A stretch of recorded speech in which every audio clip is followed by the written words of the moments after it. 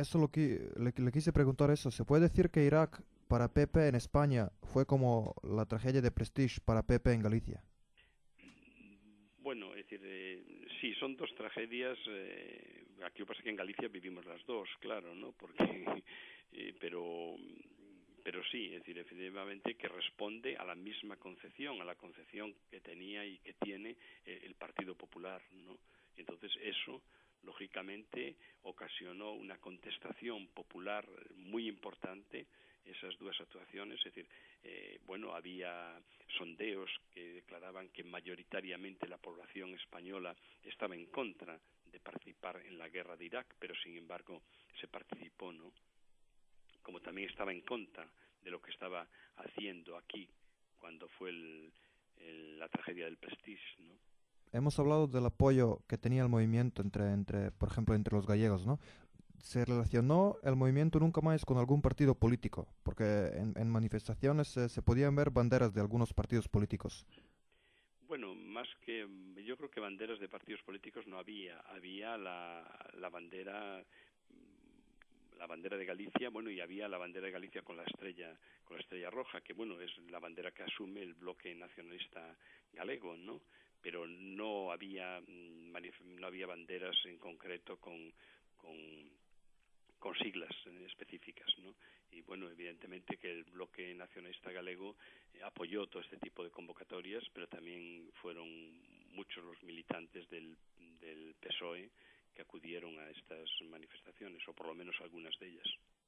Eh, ¿Y qué impacto político ha tenido nunca más? ¿Tuvo un papel importante en las elecciones en Galicia entonces? Bueno, y a continuación hubo unas elecciones municipales en donde el impacto, pues creo que no se notó. Lo que pasa que movimientos como el de Nunca Más, pues en ocasiones no tienen una repercusión inmediata, ¿no? Es decir, siempre se pone como ejemplo el mayo del 68, ¿no? Las repercusiones históricas que tuvo fueron increíbles, ¿no? Pero que marcaron toda la historia a partir de ahí. Sin embargo, en las elecciones francesas posteriores no tuvo repercusión. Yo creo que aquí pasó algo similar, es decir, con respecto al problema de Nunca Más y el problema de la guerra, con respecto a las elecciones municipales que hubo después en Galicia, ¿no? Pero lo que sí es cierto es que eso tuvo una repercusión no inmediata y de hecho en este momento, por suerte, no gobierna Fraga ni su partido ni en Galicia ni en el Estado español. Ahora quiero hablar un poco más sobre la estructuración del movimiento. ¿Cómo está estructurado? ¿Tiene algún líder o es informal? O bueno, ¿cómo fue estructurado? Bueno, yo personalmente soy simplemente un de los innumerables gallegos que iba a todas las manifestaciones, bueno, a todas no, pero a muchas de las manifestaciones y acudía a todas las convocatorias que me era posible, pero yo no era un líder del movimiento ni nada por el estilo, ¿no? Lo que pasa es que era un movimiento pues que no estaba organizado de una forma rígida como puede estar organizado un partido o una organización política en general, ¿no?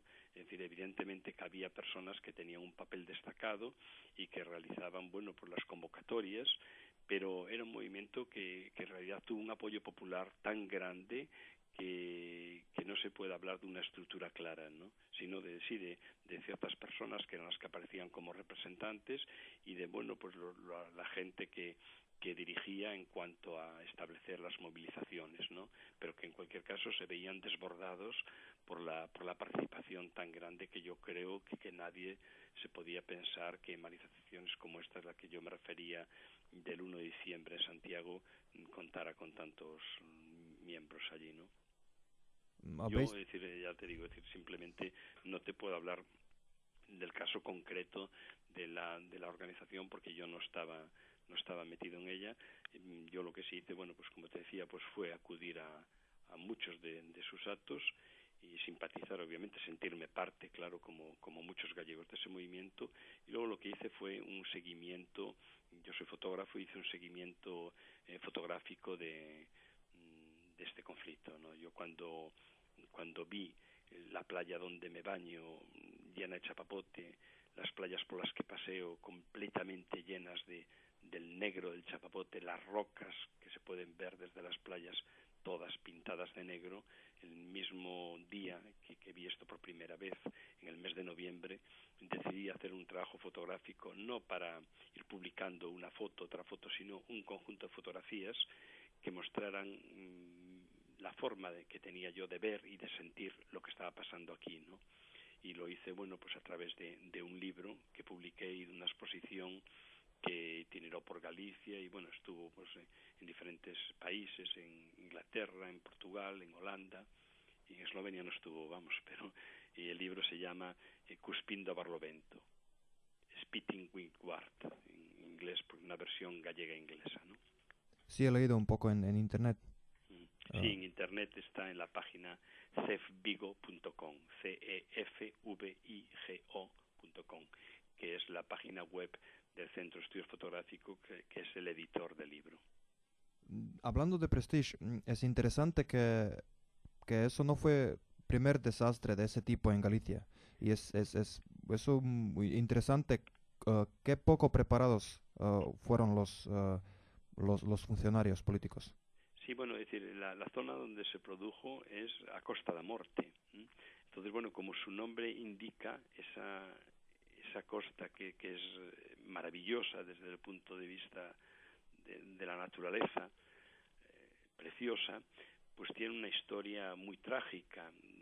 De hecho, el nombre no es gratuito, porque ahí hubo pues cantidad de accidentes de barcos, ¿no? Es una zona muy peligrosa, la navegación por ella, el Cabo Fisterra, Cabo Touriñán, Cabo Vilano, hay una serie de cabos que son muy peligrosos y luego la área incluso entre los propios cabos. Entonces, evidentemente que había que dotar de unas medidas de seguridad la navegación y con una serie de distancias a la costa y después también de inspecciones en los buques para que no navegaran buques sin estar en condiciones para evitar que pasaran estos accidentes, ¿no? Claro, es decir, bueno, hace unos años, en los años 80, pasara otro accidente del Casón, un barco que murieran 20 y tantas personas, tuviera otro accidente trágico. Es decir, yo tengo una casa allí en Fisterra y bueno, desde pequeño siempre estuve yendo allí y bueno, pues para mí es familiar el ver un barco de hierro enorme metido en una playa o metido encima de las rocas como si se hiciera un montaje fotográfico, ¿no? Pero era la pura realidad y vivimos pues muchos accidentes marítimos en esa costa, pero ninguno tan grande en cuanto a contaminación. Hubo otros más trágicos en cuanto a muertes, ¿no? Es decir, hay el famoso cementerio de los ingleses, del barco inglés de Serpent, que murieran pues muchos ingleses allí. Pero bueno, es decir, en cuanto a desastre ecológico, no hubiera ninguno de estas dimensiones como el que hubo ahora. Y bueno, pues se deberían de tomar medidas para evitar que vuelva a pasar este tipo de cosas, pero mucho me temo que pueda volver a suceder. Y después, bueno, es decir, el propio barco está metido en el fondo del mar y aún queda algo de petróleo dentro. También habría que saber en qué condiciones está ese petróleo.